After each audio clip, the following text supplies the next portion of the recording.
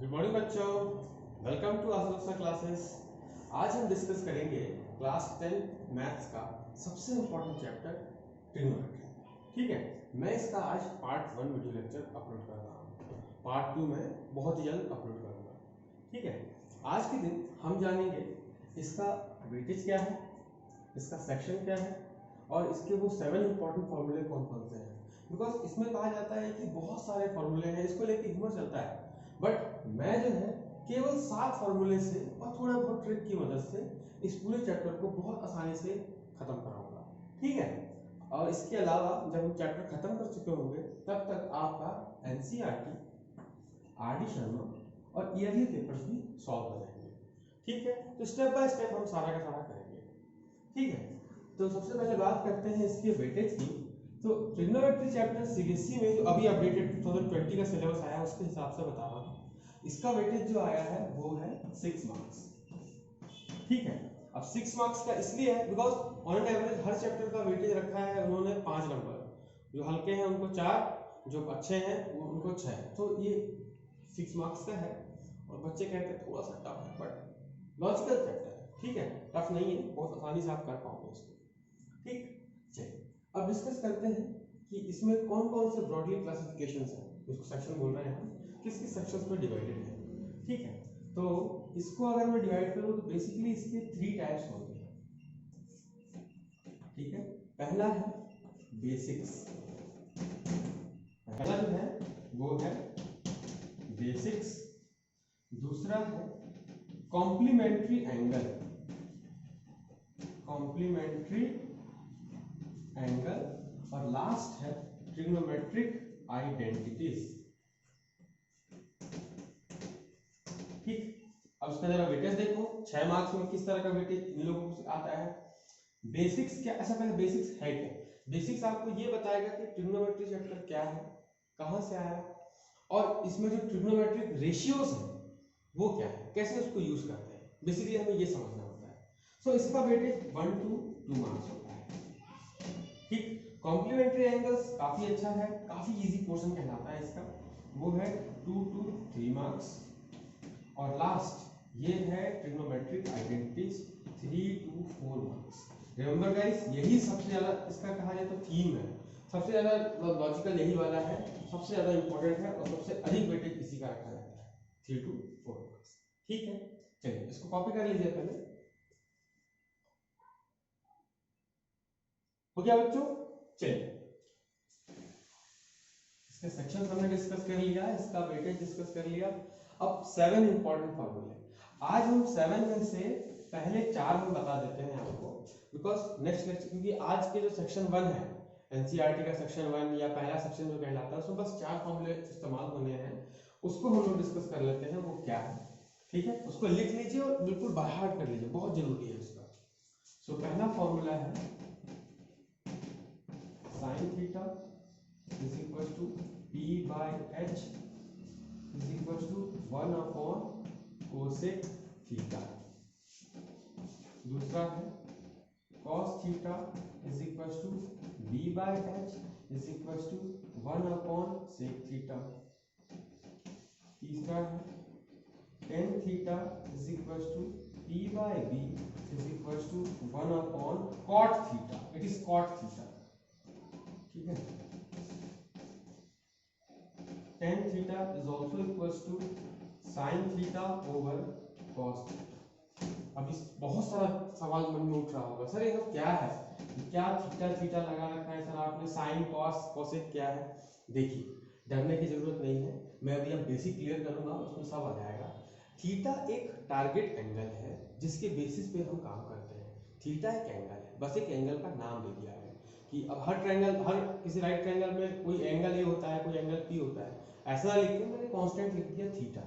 आगे चल के और भी एंगल्स आपको दिखाई देंगे, जैसे देखिए थीटा, फाई, अल्फा, गामा। तो डरने की जरूरत नहीं है, ये सब बस नाम है, थीटा, अल्फा, गामा, ये सब नाम है। ठीक है, और ये सब क्या है, ये सब कांस्टेंट है। साइन थीटा और कुछ नहीं, परपेंडिकुलर बाय हाइपोटेनस का रेशियो है। ठीक है, और उसी का जस्ट रेसिप्रोकल होता है कोसेक थीटा। अब इसको कैसे यूज करेंगे सर, देखिए बड़ा सिंपल है। अगर आपका साइन थीटा की वैल्यू है 3/5, तो आप डायरेक्टली लिख सकते हैं कि कोसेक थीटा की वैल्यू है 5/3, यानी तुरंत आप लिख सकते हैं कोसेक थीटा की वैल्यू है 5/3। क्या मतलब, रेसिप्रोकल है ना, तो अगर आप एक निकाल लेते हैं तो आप दूसरा निकालते हैं। यही 6 जो दिखाई दे रहे हैं sin cos tan cosec sec cot कहलाते हैं ट्रिग्नोमेट्रिक रेशियोज, जो पहला सेक्शन है। ठीक है, इस फॉर्मूले को पहले लिख लीजिए, फिर अपन बेसिक समझते हैं ये है क्या चीज, पूरी बात समझ में आ जाएगी आप लोगों को।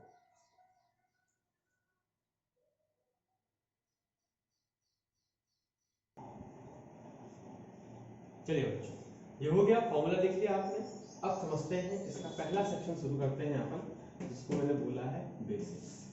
जो सबसे पहला चीज हमारे दिमाग में क्लिक करता है वो ये है कि ट्रिग्नोमेट्रिक है क्या। समझिए हुआ क्या था कि पहली बात, ये जो चैप्टर है ये वर्क करता है किसी भी राइट ट्रायंगल। ठीक है, राइट ट्रायंगल आप जानते होंगे बच्चों, क्या होता था, इसमें एक बेस होता था, एक परपेंडिकुलर होता था और ये वाला हाइपोटेनस होता था, ऐसा होता था। तो इसमें हम लोग क्या पढ़े थे, इसमें क्या स्पेशलिटी थी, पाइथागोरस थ्योरम लगता था। इसमें क्या होता था पाइथागोरस कि p square plus b square is equal to h square, या ऐसा कहें sum of square of this two is equal to square of this, the longest side, hypotenuse को बोलते थे। ये तो ठीक था। 10th क्लास की भाषा में बात करें तो कहता है कि जब आपके पास कोई दो चीज होगा, जब आपके पास कोई दो एलिमेंट होंगे, तब जाके आप तीसरा एलिमेंट निकाल सकते हैं। अब वो चाहे pb हो, bh हो, ph हो, कोई भी दो एलिमेंट होंगे तभी आप इसको निकाल सकते हैं। ठीक, अब आया ट्रिग्नोमेट्री, वो इसका एडवांस वर्जन है। वो ये कहता है कि अगर मेरे को इन तीनों में से कोई एक साइड बस अवेलेबल है, कोई भी एक साइड, मान लीजिए बेस, और एक टारगेट एंगल पता है 90 डिग्री को छोड़ के, जो कोई एक एंगल का वैल्यू पता है मेरे को, जिसको मैं मान ले रहा हूँ थीटा, इसीलिए मैंने इसको थीटा लिया था। जो टारगेट एंगल है इसको मैं लेके चलता हूँ थीटा। ठीक है, अगर ये दोनों बस पता है तो इसकी बेसिस पे मैं बाकी दोनों निकाल सकता हूँ। यही इसका बेनिफिट है। आई बात समझ में, ट्रिग्नोमेट्री का यही मेन बेसिस है। सो आप देख सकते हैं। ठीक है, तो ये इसका था। अच्छा, इसमें भी कई बार ये पूछ देता है, ये दिक्कत होती है कि आप लोग तो ये जानते होंगे कि नीचे वाला सर बेस होता है, बगल वाला परपेंडिकुलर, सर लंबा वाला हाइपोटेनस होता है। बट ये बात आधी अधूरी है, 9th क्लास तक सीमित है। 10th क्लास में ऐसा नहीं है। वो इस 90 डिग्री क्या होते हैं, राइट ट्रायंगल को कैसा भी घुमा सकता है। उसको कैसे पहचानेंगे कि कौन सा बेस था, कौन सा हाइपोटेनस, उसके लिए भी एक ट्रिक है, बहुत अच्छा ट्रिक है, बहुत सुंदर बनाया है मैंने। ठीक है, आप याद रखिए, ये है हाई ब्लड प्रेशर। सबसे पहले हाइपोटेनस की वैल्यू पता चलेगी, फिर बेस की, सबसे लास्ट में परपेंडिकुलर की। क्या अप्रोच होगा पहले समझते हैं फिर लिखते हैं। वो ऐसा है, देखिए ये तो पता चल जाता है कि राइट ट्रायंगल में 90 डिग्री कौन सा है, 90 डिग्री के अपोजिट साइड कहलाता है हाइपोटेनस। ये बात ठीक। दूसरा, अब ये थीटा बनाएगा, अगर थीटा हाइपोटेनस के साथ बना हुआ है तो इससे कनेक्टेड साइड जो होगा वो होगा हमारा अब बेस। अब जरूरी नहीं है कि नीचे वाला ही बेस हो, ये भी हो सकता है, ये भी हो सकता है। तो जो थीटा कंटेन करेगा हाइपोटेनस के साथ उसको बोलेंगे बेस, और सबसे लास्ट में पता चलेगा हमको बचा हाई ब्लड प्रेशर। आई बात समझ। चलिए इसको जरा लिख लेते हैं अपन अपनी जानकारी के लिए। मैंने बोला कि पहला मैंने बोला angle, sorry side opposite to 90 degree is hypotenuse, पहली बात। दूसरी बात, मैंने बोला कि जो थीटा कंटेन करता है, इसको ऐसा लिख सकते हैं अपन, angle between base and hypotenuse is theta. और थर्ड क्या है, थर्ड है रिमेनिंग साइड। रिमेनिंग साइड जो है वो क्या है, परपेंडिकुलर। ठीक है, इसको जरा अपन लिख, इसको जरा फटाक से लिख लो, ये तीन चीजें लिख लो जल्दी से। चलिए, ये फॉर्मूले आपने लिख लिए, लॉजिक आपने लिख लिया। अब देखते हैं कि कैसे काम करेगा। अच्छा हाँ, एक और चीज, क्योंकि राइट ट्रायंगल पे काम कर रहा है, मैं कुछ आप लोगों को लकी नंबर बताता हूँ, ये बड़ा काम आता है मेरे को, आप लोगों को भी काम आएगा। 10th क्लास में रिपीटेडली पूछता है ये नंबर्स। क्या, 3 4 का 5, 6 8 का 10, 12 5 का 13। वैसे तो इसको पाइथागोरस ट्रिपलेट्स बोलते हैं, पाइथागोरस ट्रिपलेट्स। क्या होता है ये मैं फिर कभी एक वीडियो में अपलोड कर दूंगा कैसे निकालते हैं। फिलहाल समझो कि अगर बेस और परपेंडिकुलर का पेयर ये है तो हाइपोटेनस यही होगा, आपको पाइथागोरस लगाने की जरूरत नहीं पड़ेगी, आप डायरेक्ट समझ लीजिए। 3 4 का 5, हम इतना तो जानते हैं हाइपोटेनस सबसे बड़ा साइड होता है हाइपोटेनस। सो 6 8 का 10 और 12 5 का 13, मैक्सिमम टाइम्स ये रिपीटेड में यही लकी नंबर्स पूछे गए हैं। ठीक है ना, तो जरा इसको आप बाय हार्ट कर लीजिए, काफी अक्सर ही पूछता है। ठीक है, चलिए शुरू करते हैं बेसिक्स का टाइप 1। क्वेश्चन कैसे आ रहे हैं, क्या पूछ रहा है। ठीक है, बेसिक्स का टाइप 1 क्वेश्चन मैं आज डिस्कस कर लेता हूं। ठीक है, किस तरह के क्वेश्चन आ रहे हैं इसमें, पूछता है फाइंड ऑल ट्रिगोनोमेट्रिक रेशियो। ठीक है, ऐसा बोलेगा, फाइंड ऑल ट्रिग्नोमेट्रिक रेशियोज। क्या दिया होगा मेरे को दिया होगा कोई एक राइट ट्रायंगल, MNO PQR, कुछ भी PQR, ठीक है, 13 12, बस इतना देगा, पूरा तुम लोगों को नहीं देगा। दो साइड दे दिया, किस साइड देगा भी नहीं, और बोल देगा कि ये मान लो थीटा है, लेट इट बी, और ये राइट एंगल एट Q। ठीक है, इतना वो बोल देता है। तो बोला फाइंड ऑल ट्रिग्नोमेट्रिक रेशियोज। तो सबसे पहले तो हमारा टारगेट ये होता है कि टू फाइंड दिस साइड, और फिर हाई ब्लड प्रेशर के यूज से मैं ये पता लगा लूं कौन हाइपोटेनस है, कौन बेस है, कौन परपेंडिकुलर। Get it. चलिए, तो वैसे तो आप देख सकते हो जो पाइथागोरस ट्रिपलेट मैंने लिखवाया है उसके हिसाब से 12 5 का 13 होता है, डायरेक्ट आप समझ सकते हो, लेकिन पेपर में जब लिखोगे तो उसको पूरा दिखाना पड़ेगा। ठीक है ना, चेकर पूरा देखेगा।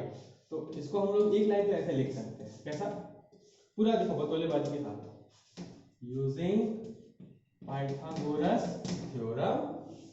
क्या होता है 12 square plus QR square is equal to 13 square, यानी QR की वैल्यू है 5। बस ज्यादा मत परेशान होना, टाइम बचेगा आपका। ठीक है, चलिए ये हो गया ना। अब नेक्स्ट टारगेट को, तो अब हमारा ये हो गया ये 5। अब नेक्स्ट टारगेट ये है, कौन है हाइपोटेनस, कौन है बेस, कौन है परपेंडिकुलर। जरा इसको समझते हैं। सो 90 डिग्री के अपोजिट जो है वो है H, theta containing side is B, remaining is P। इतनी बात समझ में आई, जरा इसको लिख लीजिए।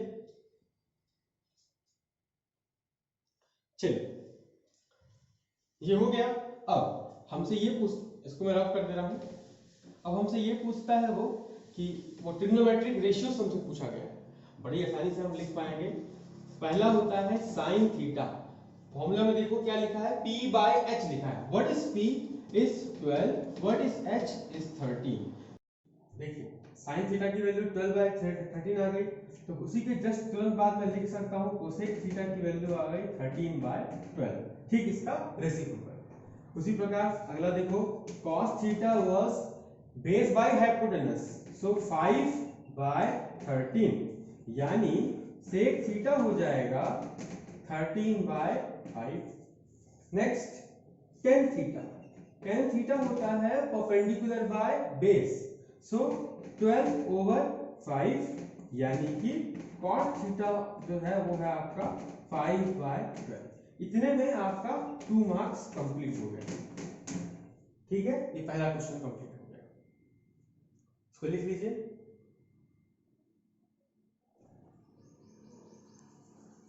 चलिए अब इसका मैं एक और टाइप पहले डिस्कस कर लेते हैं, फिर एनसीईआरटी और आरडी शर्मा के क्वेश्चंस करेंगे इसके हम। इसका टाइप 2 देखो, टाइप 2 जो है वो थोड़ा सा लॉजिकल आता है। वो क्या करेगा, वो ऐसा बोलेगा कि लाइक अगर tan थीटा की वैल्यू है, अगर tan थीटा की वैल्यू है 3/4, ना ट्रायंगल दिया है ना साइड दिया है, कुछ नहीं दिया, डायरेक्टली बस tan थीटा बराबर 3/4, या इसको इस रूप में भी देख सकता है 4 tan theta is equal to 3। देखिए दोनों का मतलब एक ही है। ऐसा अगर देता है तो हमको पूछेगा फाइंड ऑल ट्रिग्नोमेट्रिक वैल्यूज। ठीक है, कैसे करेंगे? ये बड़ा सिंपल है। इसके केस में हम फॉर्मूले से जाएंगे। tan थीटा का फॉर्मूला लिखता है p बाय b, यानी p बाय b, ये p के बराबर, ये b के बराबर। तो क्या हम h निकाल सकते हैं? वैसे तो हम पाइथागोरस लगा के निकाल भी सकते हैं, बट मैं जानता हूँ 3 4 का 5 होता है, रिमेंबर। सो उसको दिखाने के लिए which implies h square is equals to p square plus b square, यानी कि 3 स्क्वायर प्लस 4 स्क्वायर, यानी h की वैल्यू हो गई 5। अगेन वहीं पे पहुंच गए अपन। परपेंडिकुलर आपका 3 है, बेस आपका 4 है, हाइपोटेनस आपका 5 है। तो इसी के बगल में मैं चाहता तो लिख सकता था, चलिए यहां लिख देता हूं मैं, क्या cot थीटा जो इसका रेसिप्रोकल होता है वो हो गया 4/3। वापस आओ, क्या था? sin theta is p by h। What is p? is 3, what is h is 5, यानी कोसेक थीटा हो जाएगा 5/3, 5/3। नेक्स्ट cos थीटा, ये आपका है b by h। What is b?